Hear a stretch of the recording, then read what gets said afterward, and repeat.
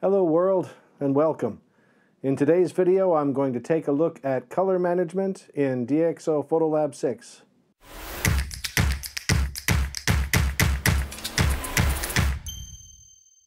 So just as a little disclaimer, I just want to acknowledge that color management is some tricky stuff.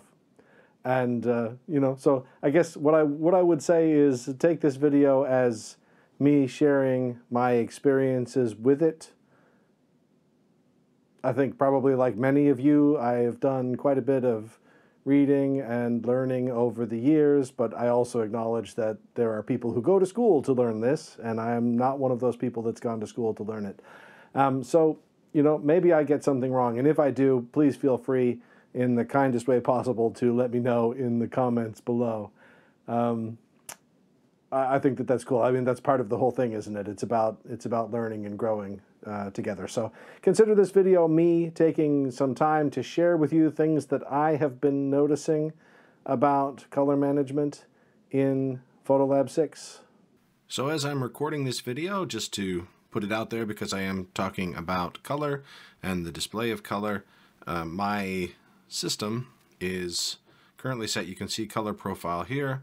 So I have got a BenQ 27-inch 4K, which has some hardware calibration possibilities. And so I've got three things set up, and currently you can see this is my item number 2. I just added that so that I can tell which is which easily. sRGB. So I normally record my videos using sRGB because it's a lot closer to the end result of the number of colors that the video is capable of capturing and representing. So I find there to be the least difference between what I'm seeing and what you're seeing if I use sRGB. It's different information through there, such as my luminance is at 120 in this profile. At one point, and we'll have to see how it comes out, I'm going to switch to C1, which is panel native. So basically all the colors my panel can display, and it is on a luminance of 100. And we'll see. We might not be able to tell the color differences in the video so much. It'll be interesting to see that. But what we will see is when I do that and relaunch Photolab, and then I use the display gamut button, how much of a difference there is between those two color spaces in terms of what's being displayed sort of quote unquote properly. So that's where we're at. But for now, for most of the video, we'll be on sRGB, and it'll be very obvious when I switch over. So, and an interesting thing about this is when you're doing these kinds of switches, if you happen to have a monitor that is capable of switching sort of quite quickly, good to keep in mind. I haven't tested this with 6, but with 5 I did test it, and what I can tell you is that it doesn't dynamically refresh in terms of what color space it's using, so it seems to assign those values on launch up. So if you change how your monitors, which calibration you're using on your monitor, you need to restart Photolab in order to see those correctly. Again, not tested with 6, but I did test it with 5. So let me go ahead and launch Photolab. Awesome. So we've got a wee folder here with 3 different images in it that I'm going to be using as I proceed. I've got this image, which is going to give us a sense for skin tones. I've got this image, which was actually part of I just grabbed one because I wanted to have the raw image. It's something I did a bracketed stack for the final image of this, but we still get to see how these greens interplay. And then this one I just took down the street from myself because it was walking past these flowers, possibly the most vibrant color I have ever experienced in my life. It was so vibrant I felt like I could almost taste it or feel it. It was it's intense. So I thought, wow, if I'm talking about saturation and vibrance, this is a great set of flowers to use. So those are the 3 images. Now the 3 things that we'll be using as we talk about color in here is, so if I just pop over to the customize space,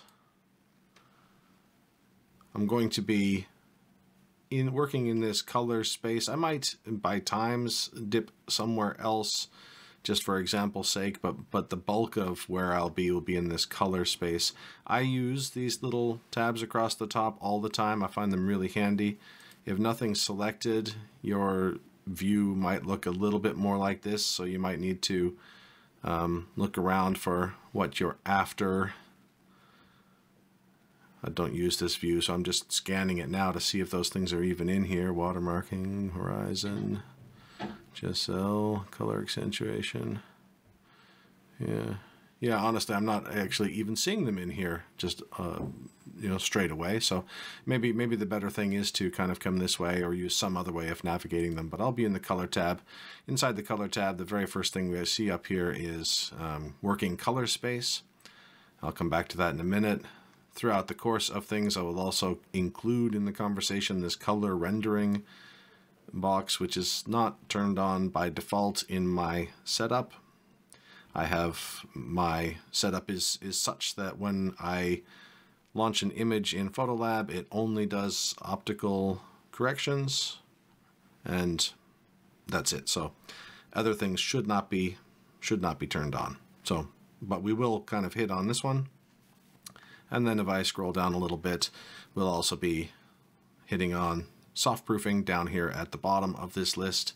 And throughout the conversation about color, I will also probably dabble with this HSL area here a little bit, and maybe some other bits and pieces too along the way. So that is what we're looking at. So just diving into this a little bit, when I open up an image that's sort of a new image, let's put it that way, it's a raw image, and it's not been in Photolab before, it will default to DxO wide gamut.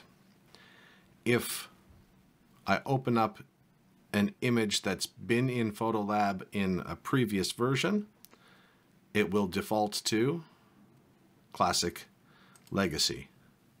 And you can see a little bit of a shift go on there when that happens. Now, I'm just going to take a moment and just grab my neutralizer there and pop that on. That's not so much part of this conversation. It was just really bothering me that that was not neutral.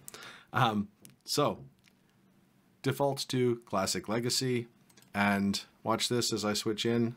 Actually, before I do that, let me bring this maybe to about 75% so we can really see those skin tones. Wide gamut. So quite a difference there. Now, and this was an early piece of confusion for me. So watch this. Let's see if I can make this work correctly while videoing. So I come here to Classic Legacy.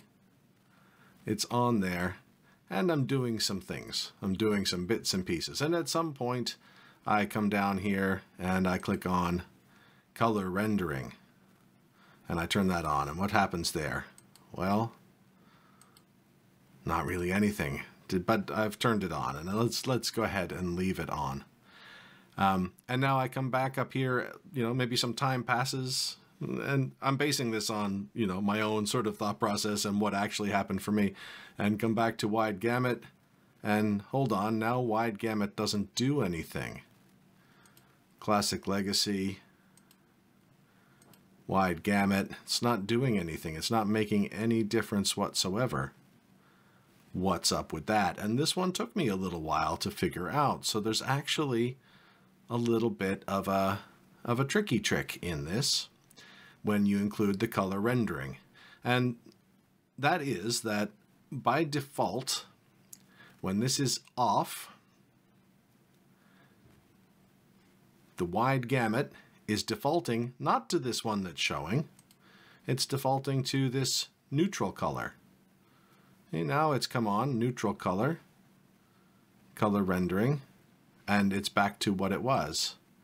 If I go to Classic Legacy, ooh, that's looking funny. So, but what I see when I look in there is there are a lot more choices because, I don't know, they develop things slowly over time, and when they came out with the wide gamut space, they've kind of tidied things up, I think. But if I come down to this one, neutral color, neutral tonality, number 2. So now, let's just refresh. I'm on classic, so I'm on the old way that things were done, and I'm on neutral color, neutral tonality version 2 in my generic renderings. If I switch back to wide gamut, there is a little difference, a small difference. The reds are slightly better developed in wide gamut. I'll have to do this again, and I'm sorry this is a little clunky because I need to come down here and change it to neutral color, neutral tonality. So, you know, if you watch here, I'm on Classic Legacy, and I'm about to go to wide gamut. Little bit. I don't even know if it'll translate to the video because I'm not sure how much the video... Mind you, I'm seeing it, and I'm on sRGB, so probably it is translating to the video. But a small difference there, but it's not massive. Initially, I thought there was a massive difference between these two on skin. And it's not nearly as big on skin as I thought it was. So if you turn it off, and this is why I thought there was a bigger difference, you go from wide gamut to legacy. Yeah, when that's turned off, the default is not neutral color. It's the camera profile. Yeah, it's the camera profile for Legacy. So I guess to sum up, the default for Legacy seems to be the camera profile actually. The default for wide gamut under the hood, when this isn't touched, is neutral, not the camera profile, as best I can tell. So we'll put that out there. Hopefully that helps some of you too, if you've been clicking around and saying, what on earth is happening here? Like I said, I'm sure that took me a solid week before I finally clued into why. What I knew, what sort of led me along the way was that I knew that if I clicked the reset button and brought everything back to basics, that then suddenly I'd see this difference again and what was happening. So anyway, that is item number 1. So again, I'm kind of reset here. I'm on DxO wide gamut, and my color rendering is turned off, which means I know that in the background it's applying neutral, which I kind of prefer, I think. And so I'm going to, and I'm on an sRGB display profile. So my monitor is now currently showing me sRGB colors, and it is calibrated. So if I come over here, and I think about, we've got these two icons that show up now, I can see on this image if any colors are falling outside of my sRGB color profile. And I click that on and I see, no, not there at least, and I can't imagine anywhere, honestly. Let's see. Yep, no, nothing is showing up there. So that's great. Take that off. Now let's come over to another image. This one. And yes, I know that background is blown out. Of course, like I mentioned, I've picked this because the greens were pretty well exposed. And this was part of a bracket that I did. I did a exposure bracket, and then I also did 2 sets of those with focus bracketing in as well, so that I could get the whole thing in focus. But that is beside the point. So now, again, I'm in sRGB, and I wonder how what I'm seeing relates to reality. And when I click on my monitor item there, I see there's an awful lot that is not being, my display is not capable of showing me the actual colors. So it's doing the best that it can. But that gives me a little hint that I might not be seeing sort of pure reality, so to speak, in terms of those colors. So I click that off. Let's just side by side this a little bit.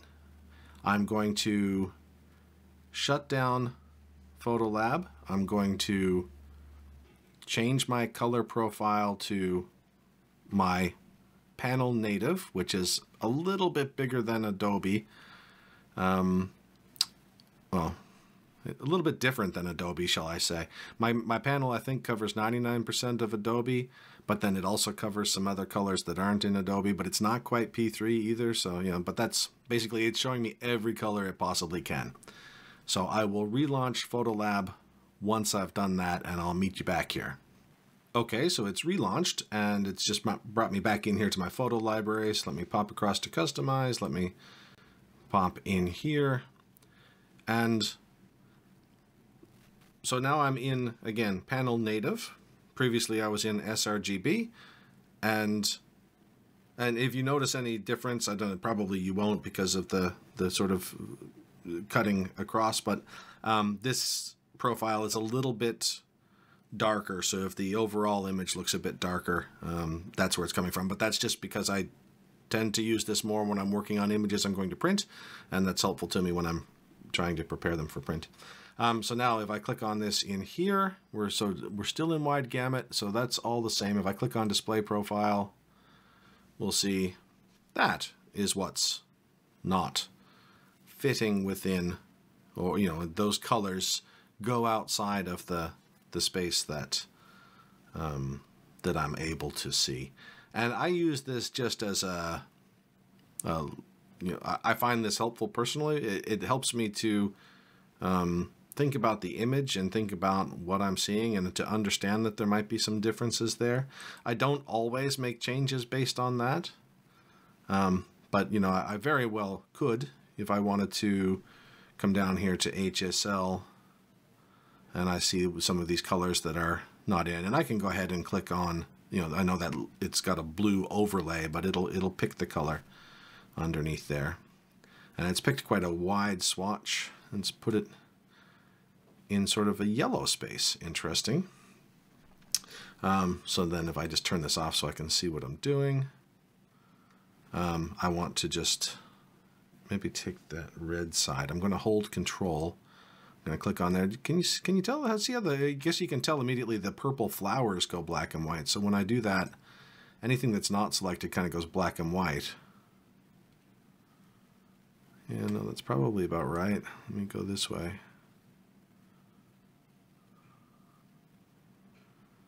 Yeah, so those are probably the main tones that I'd want to impact, maybe impacting the others slightly less.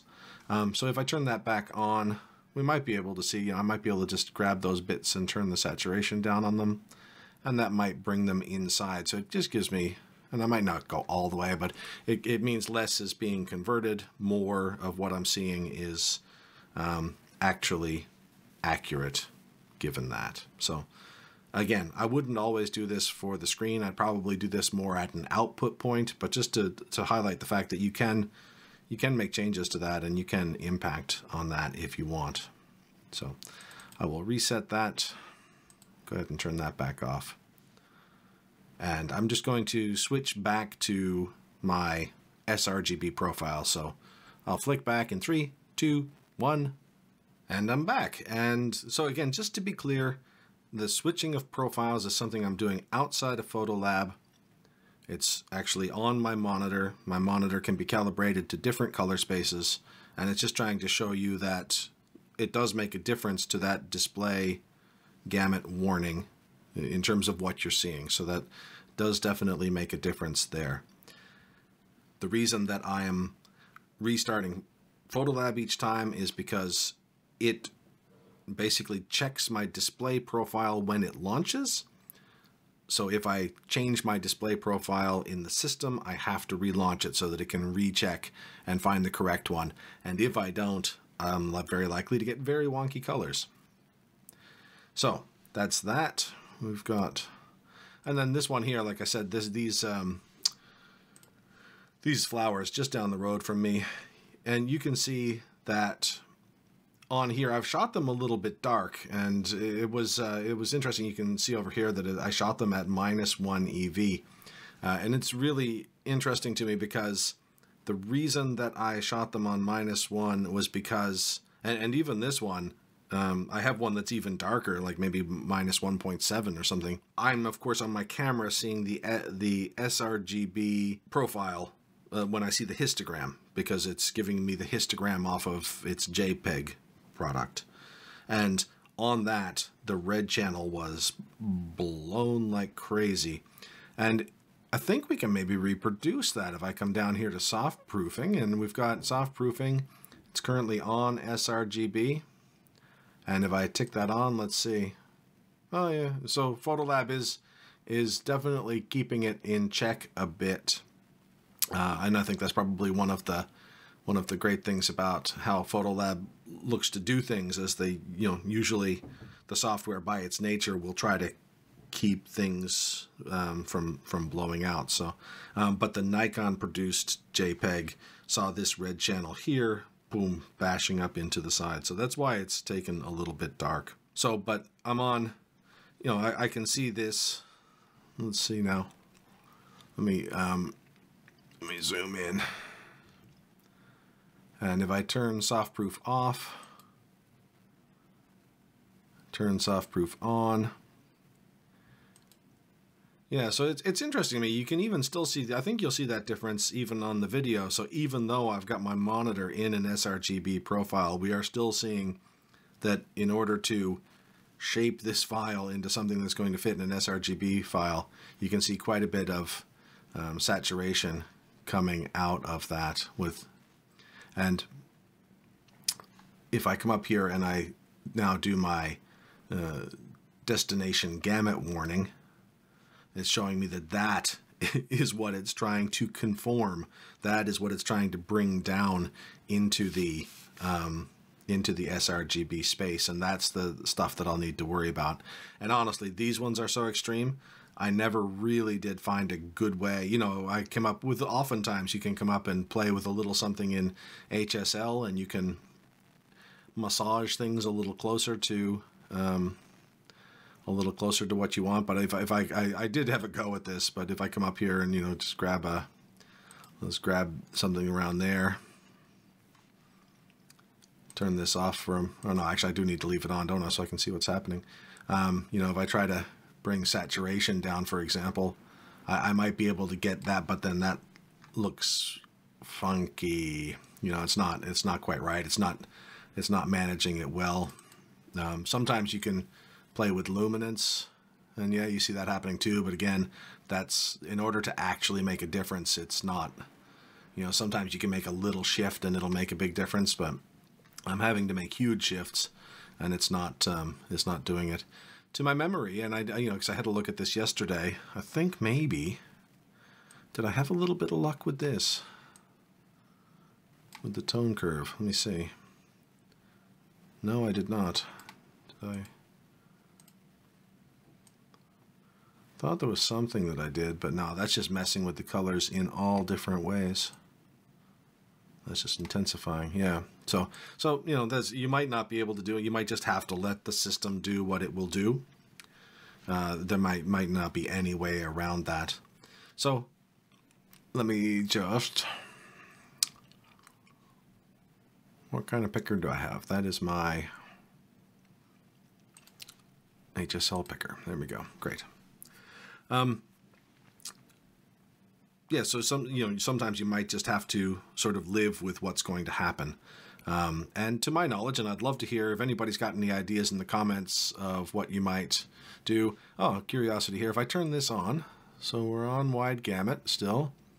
I haven't, this has just jumped into my brain. I haven't tried it at all.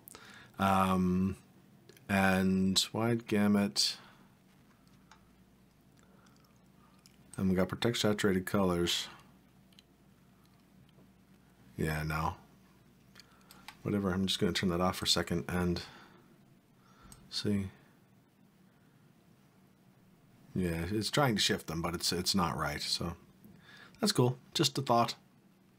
If anybody has any ideas, feel free to pop them in the comments. But I have not found a real great way to do much with this one. Let me just zoom back out. Let me see what I've got going on here. I'll turn that color rendering back off. See how the shift of this, because right now it's on camera profile. So it does make a bit of a shift in how things are displaying. This is more accurate to reality, the neutral, as you might expect, because it's, a little bit truer to reality. So let me think for a moment. So that's sRGB, and actually let me put the display warning. So just as you might expect, if we shift things, we might see some difference. So, you know, if I were going to print and I were checking to see what's going to be includable in an Adobe RGB, oh, not a whole lot more. But then if we go to ProPhoto, let's see what we get there.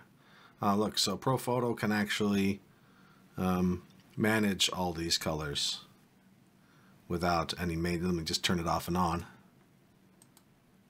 Yeah, without any, I don't think I can, other than the white changing on the sides, I don't think I can notice anything there. So ProPhoto is capable of maintaining these colors sort of in their completeness. Adobe RGB, no, not so much. And you can see that sort of, did you see the dull there? Let me just pop it back in. So again, it's about giving you information. You might not always be able to do, if I were printing, that's what I'm going to be working with. And I don't, so could I, yeah, can I start to increase some of what might be in Adobe? Yep. And it might not be 100% true, but I can kind of, make a difference to that. I can start to punch some of those colors back up again. So, and that's punching up things that are in Adobe. And similarly, let's see what sRGB is capable of. So if I turn that off and turn that back on, yes, I mean it has actually added a fair bit. I notice I'm starting to bump up into the side here. I'm starting to clip some of my red channel. But you definitely can add, which might, you might be able to play with it and kind of give the same sense as whatever. So, but that sort of lets you see it a bit more, and you can see that the colors are actually a bit different, but they at least maintain a sense of sort of intensity and vibrancy. So I'm sure it's just a balancing game of finding something that works for you, given how you want to output it. But by being able to see how it's going to be output, it lets you make better decisions on what you want to do for that output. Let's pop over to this image for a second and see a little experiment here I'm curious about. So if I pop on soft proofing, and it's on sRGB, so imagine I'm going to output this for the web, and I'm curious about these greens here. So if I put on that, I can see that quite a few of those greens are going to need to be shifted in order to, they're currently sitting outside of gamut for sRGB, which means that on conversion, there'll be some sort of shift that happens. And I should say too, since we're talking about this, that I have two choices as to how that'll happen: perceptual and relative. Perceptual, what can I say? My understanding of this, and my understanding comes from printing and what I might choose. And there are a few differences here, but one of the things is that perceptual is going to shift more of the colors. So it kind of it keeps the relationship between colors in. So if it needs to bring a color inside gamut and it's pushing that color, it's going to also push colors that are related to that down more as well, which means there can be slight variations in color, although perceptual, to my knowledge, is one of, often people will say choose that one in many instances, but there's a potential for a bit more of a color shift on perceptual in the overall image, whereas relative, to my understanding, is the things that are already in gamut on relative don't move. So if you want to keep the true colors in those things that are in gamut, and you choose relative, that they will stay more true, and that the out of gamut colors kind of get pushed down in, but then their relationship to other colors might be slightly different. So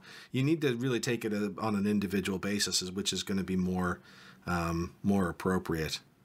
Anyway, my little experiment that I want to do is, you can see here, I've put on soft proofing for sRGB. So we imagine we're sending this out to the web. And we know that these colors are all going to be a little bit problematic as it's doing its conversion. Or problematic, no, but they're not going to be exactly the same as I'm currently seeing them, because they fall outside. So here's my experiment. One is I'm going to export this without changing it, because DxO will do its conversion, and it will, try to realign the colors, and we'll see what that result is. And then I'm going to also export a version where I've tried to correct the colors a little bit myself, so that DxO doesn't need to shift them as much when it's exporting, and to see if there's any difference, if there's, basically, what is the result? I don't know what the result will be. I've not tried this before, just had this thought, so let's go ahead and do that. So I'm going to not export to application, but export to disk. JPEG is fine. Yep, that's all good. So I will go ahead and export. Yeah, so now it is actually sRGB. Obviously, in order for it to be that, all of the colors have been conformed. So that's the result. So now let me just pop back here. It's done a good job. It's not really a noticeable difference, is there? I'm just going to pop in. Let's see. Try to get something nice and saturated. Oh, that's currently, hold on now. So that one, let me turn that off.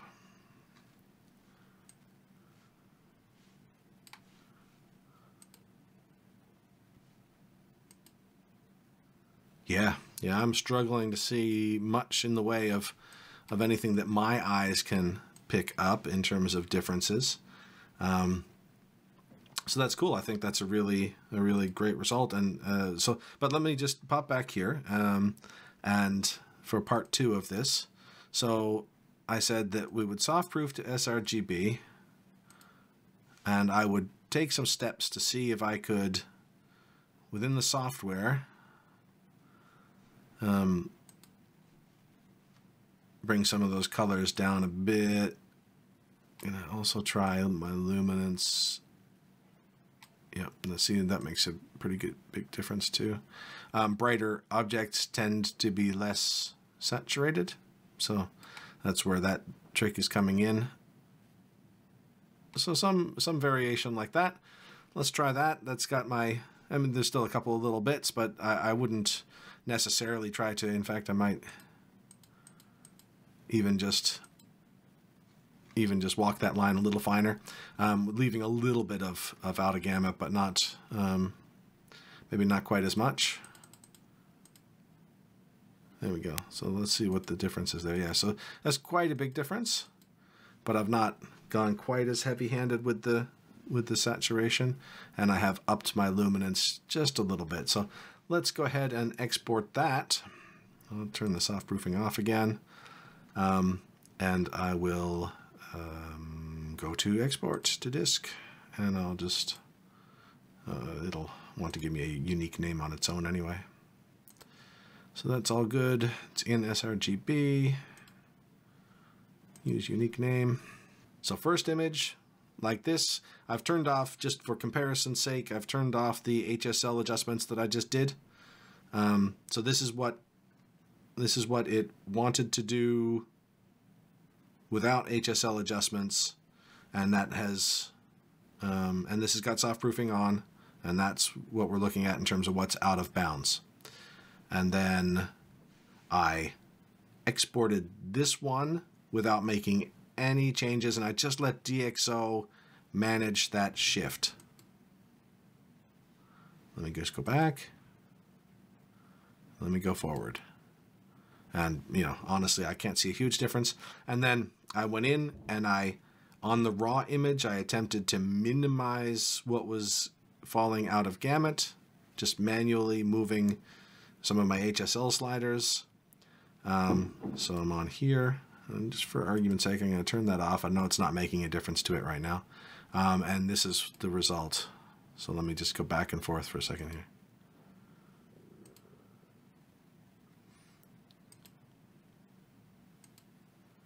Yeah, so a little bit of a difference, and that's just based on the fact that one of my maneuvers in order to bring things in to gamut was to brighten things up, and I think that's the main thing we're seeing here, more so than color shift, is we're seeing that certain parts of this are just a little bit brighter, which kind of gives it a little bit more pop in a way, but it's not necessarily directly related to color so much. So, interesting. Not a massive difference.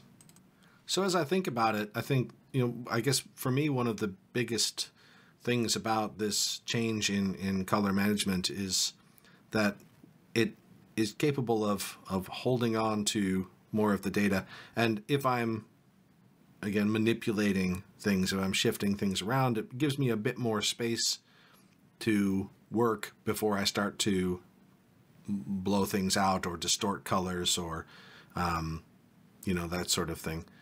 So it just gives me some more space, and then it also gives me information. So if I'm thinking I'm going to my printer and my print has just come out and it doesn't quite look right, and what's up with that? What's gone on with that? It gives me that information that, well, of course it doesn't look the same because there were this percentage of colors that weren't capable of being reproduced on my printer, if I'm going to Adobe RGB. So it gives me information about that. And it also gives me, this wider gamut. It gives me, I think, a little bit of future proofing, because we saw even with those flowers, these ones here, that if I'm saving an image for later on, if I need to save that in sRGB, and again, this is a super saturated image, but if I need to save that in sRGB, it's going to make an impact. But I can, if I want to save it for the potential of future technologies, which may be on the horizon, I can actually get in there, not a thing is clipped. I've actually retained all of that information. So it actually allows me a bit of future proofing. So future proofing plus knowledge about what I'm doing when I'm sending something out to the web, when I'm sending something out to print, I have a much better sense of how that's going to go. And if I am seeing some unusual shifts in colors, it gives me a sense for why, because they're just not going to fit inside that color bucket, so to speak. If you're still with me, thanks very much for watching. Hopefully there's been something of interest in there. There's quite a bit new in there, and just kind of coming to grips with things and figuring it all out and figuring out how it can help, if it can help, what are the benefits, what works, what doesn't work. It's all part of the process. So hopefully this has been of some use, this few moments of sharing. And like I said before, if you have anything to add to that conversation, or anything you think maybe I didn't get quite right, or anything you'd like to expand on, please do hit me up in the comments. And with that, I will say goodbye, and I will see you again soon. Cheers.